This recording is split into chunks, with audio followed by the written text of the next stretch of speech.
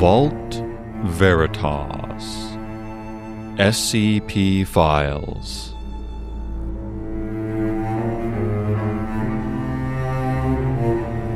Episode 95. Thin Skin.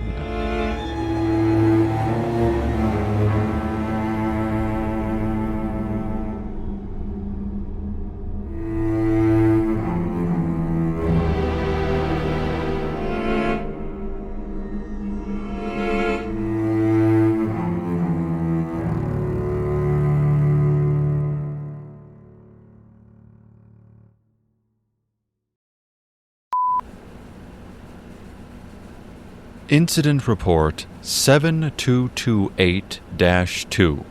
Second known incident report and first known test involving SCP-7228, colloquially known as Deflated.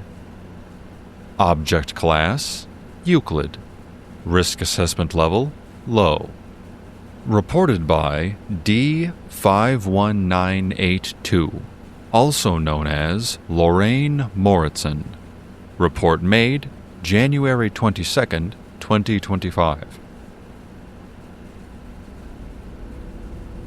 They must think this is hilarious.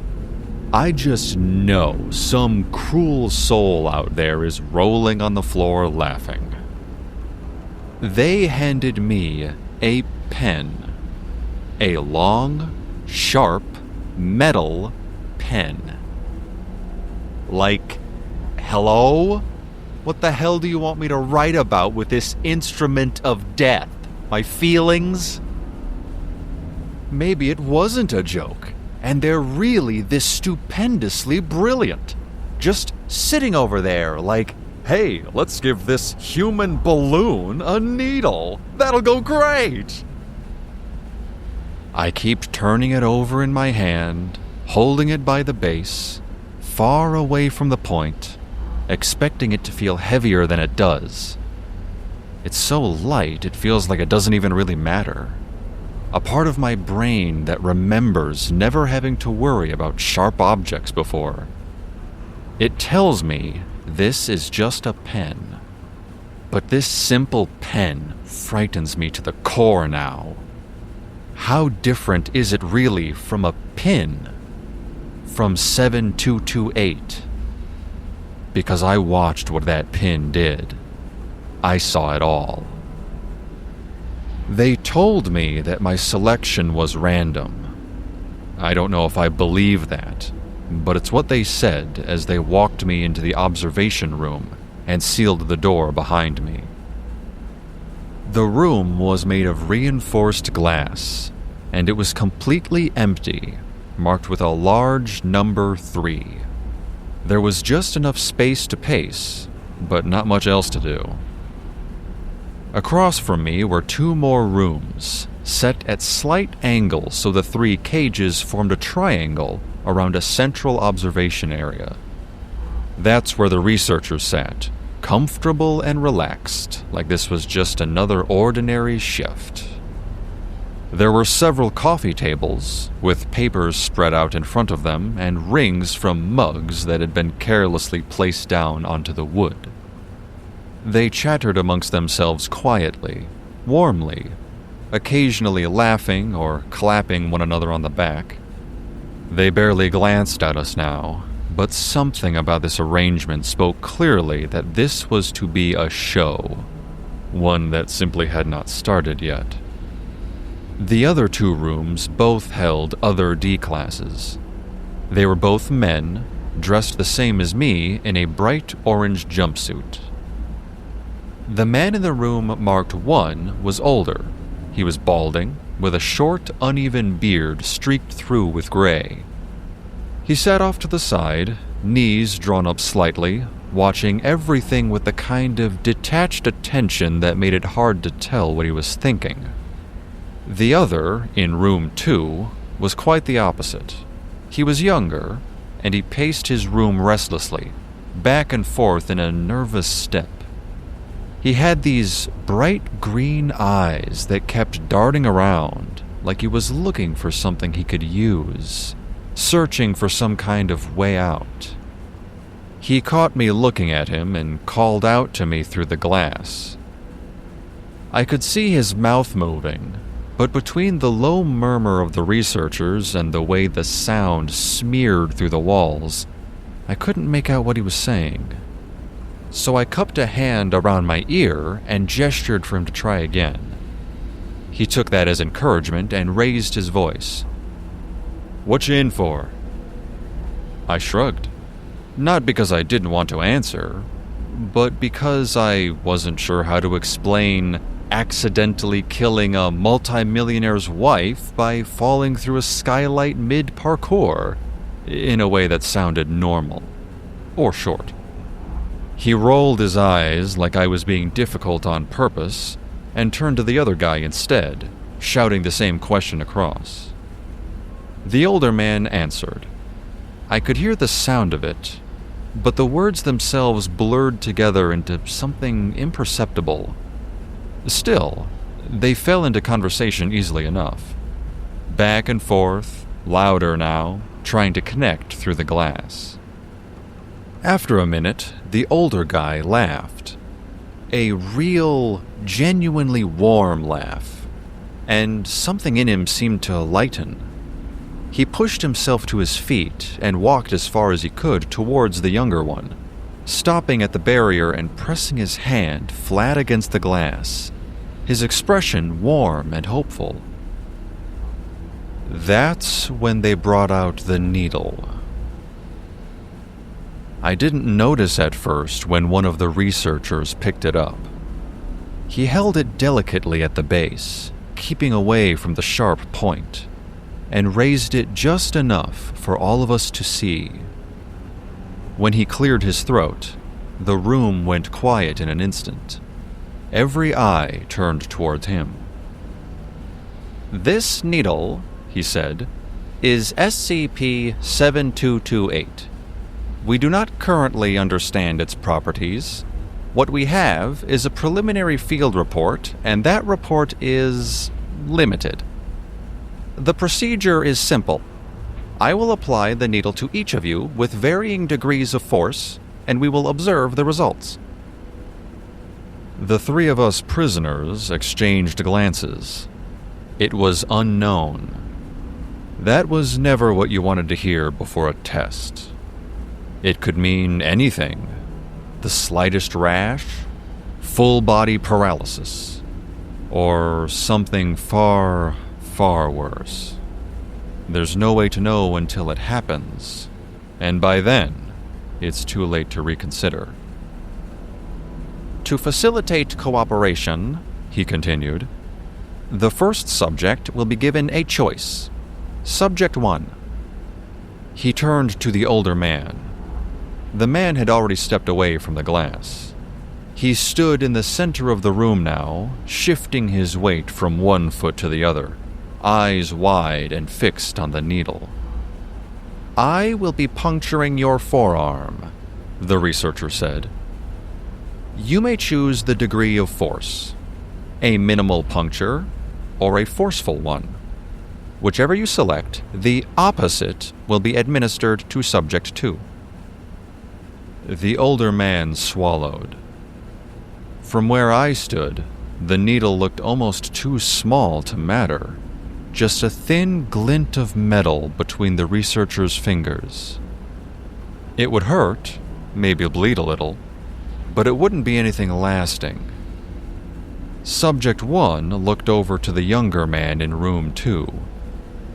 "Give me the forceful one," the older man said. Subject 2 immediately protested, his voice rising in an unintelligible garble, but the older man raised a hand and shushed him gently. Then he smiled, kindly, softly. Then he turned back and held out his arm. The researcher entered with a swipe of his badge. From his pocket, he pulled out a small packet and tore it open, wiping down a patch of skin with practiced efficiency. He paused and looked up. The older man nodded and looked away. The needle came down in a quick, precise motion. There was no blood, no scream, just a sharp, cracking sound as his stretched skin split. For a fraction of a second, I thought nothing odd was happening. And then his arm collapsed. It lost its shape in a sudden rush, the skin puckering and sucking inwards as though all the blood and flesh underneath it had vanished.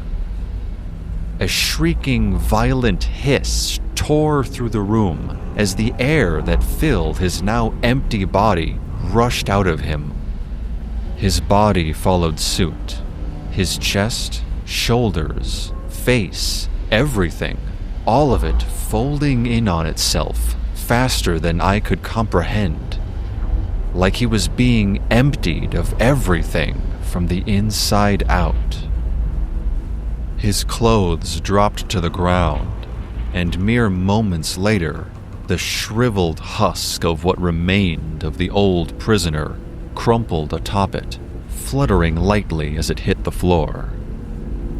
The sound, that awful, rushing, deflating sound, it cut off all at once. I stared at the crumpled pile on the floor for a long time, my mouth hanging open as my brain struggled to catch up to what I had just seen. What the hell was that? What just happened? What is going on? It looped, trying to force something incomprehensible into something I could possibly understand.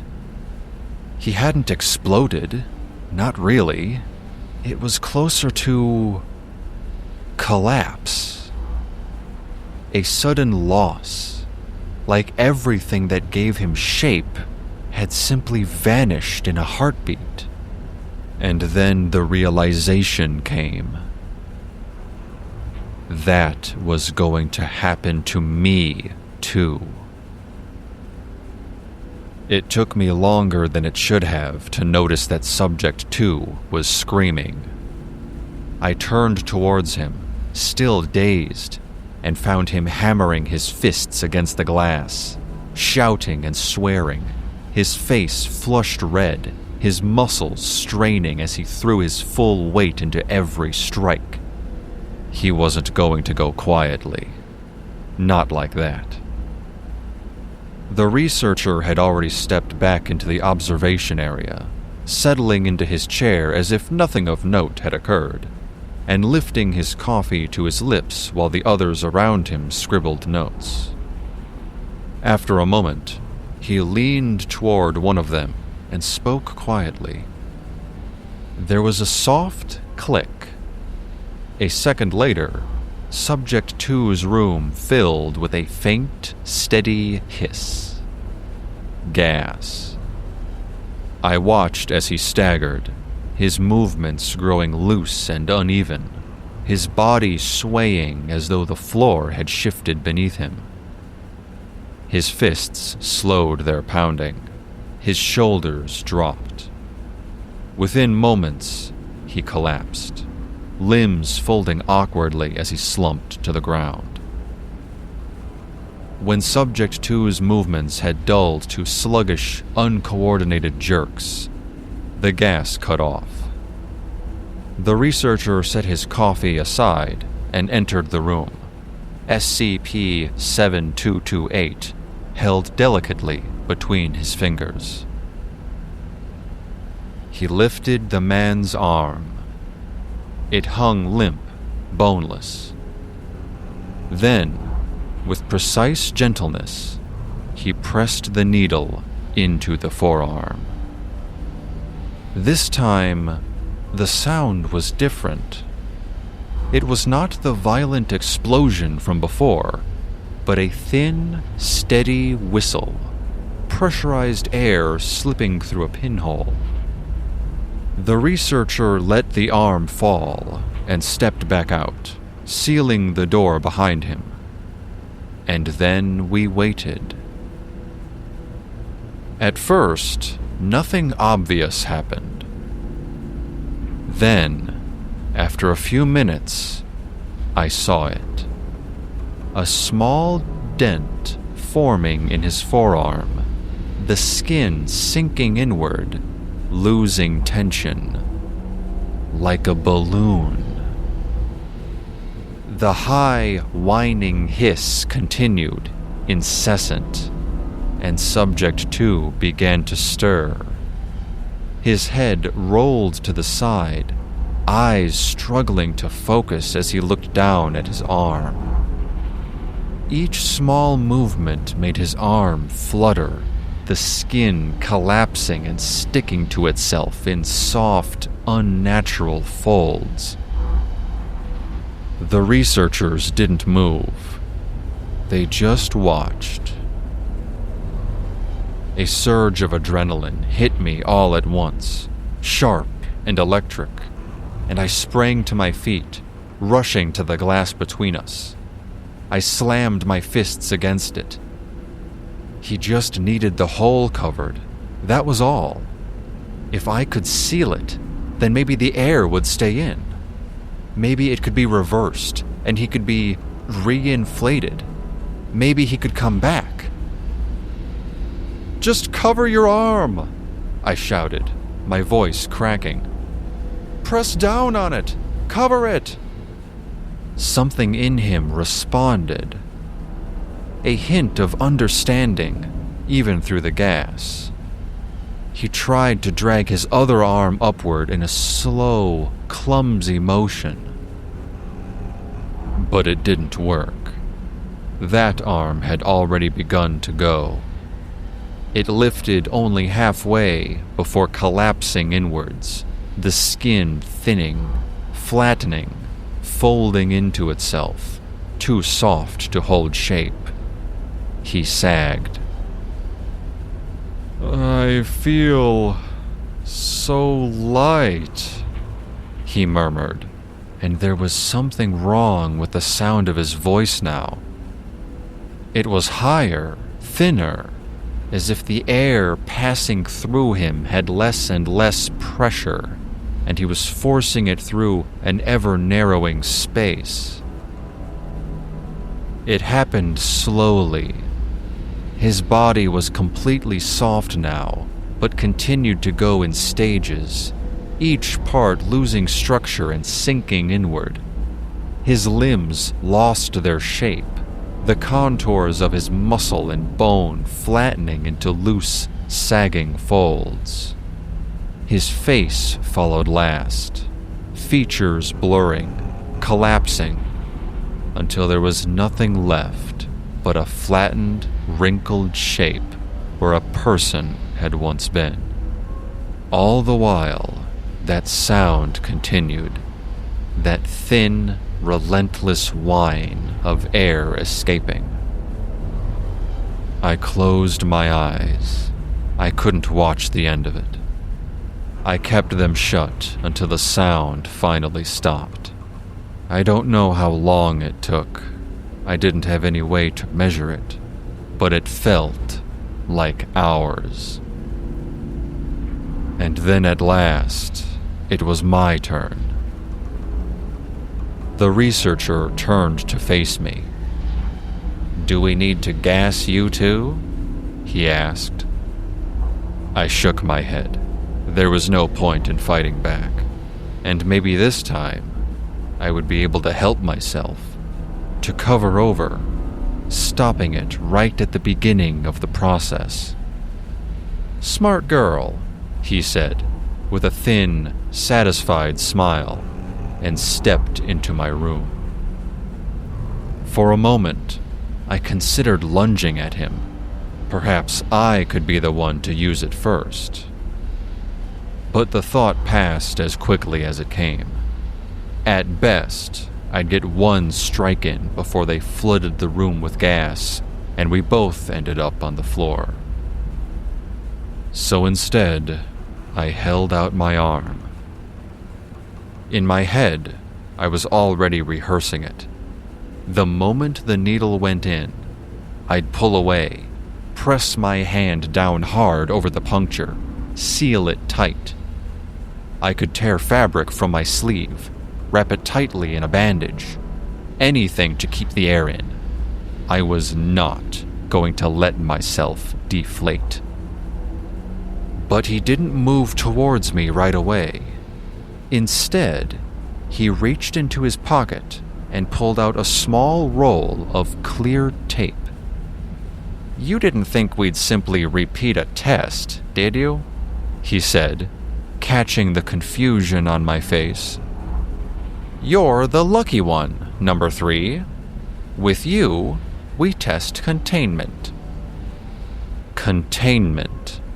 The word landed strangely, and I rolled it over and over again in my mind. He tore off a strip of tape and handed it to me. I stared at it for a second too long, trying to process what that meant. Lucky. He called me lucky. Then he took my arm. The needle came down, and a small, sharp sting. Nothing more. He pulled it back immediately, took the tape from my fingers, and pressed it over the puncture point. There was a faint hiss, just a breath of air escaping, and then it was sealed. And that was it. He stepped away and left the room. I sat there and waited for something terrible. Pain, pressure, the slow, agonizing collapse I'd just witnessed. But nothing came. I didn't feel any different. There was no hiss of air leaking. And though I checked over and over again, my skin did not deform. Still, I kept my hand pressed over the tape, pushing down instinctively. And that's when I felt it. It wasn't painful. It wasn't even uncomfortable. But my skin gave way where I pushed down. I pressed into something that wasn't quite solid anymore. There was space inside me where there shouldn't be. Very slowly, I lifted my hand. The tape held. The skin beneath it looked normal, but I couldn't shake the feeling. So I pressed again, harder this time. The surface of my arm sank just a little, and when I released, it rose back again. I think I might have laughed. A mirthless, hollow sound, because I understood it, just as they must have now. They had just sealed it, sure, but I wasn't really me anymore. I don't know how long I waited there, observed by everyone, watching the deflated puddles of skin that had once been my fellow prisoners. Eventually, one of the researchers announced that the procedure had been a success. I was still alive, no longer leaking. I was a perfectly intact balloon. I can feel it sometimes, whenever I move too suddenly. A faint pressure shifting deep inside me. My skin deforms. I don't need to eat. I don't breathe, though I still can, at least, speak. And of course, I have to be very careful of sharp and pointy things. They think it might be reversible, that perhaps one day I might return to baseline. When? I asked. Of course, they couldn't give me a straight answer. I'm still under observation, contained. I still wonder every day if they might one day conclude the ongoing test isn't worth it, and they'll pop me for good. Maybe that's why they gave me the pen. She sounds like she's keeping it together. Not really the best time for a joke. We have to laugh here, else we'd never stop crying. I understand her frustration and anxiety over the constant observation. Niall, is there any way I can just take a break? I tried, Scott. It seems I have no say in this one. I'm sorry. I wouldn't leave the site. I won't even leave the room. Just 1 minute without feeling the cameras watching me.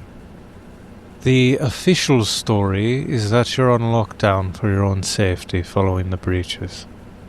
There's a security review occurring, and it's safer to remain under observation until we can be sure further breaches are preventable. The official story, huh? Wonder how long until that story doesn't make sense anymore and they have to update it. Just hang in there. One day at a time, my friend.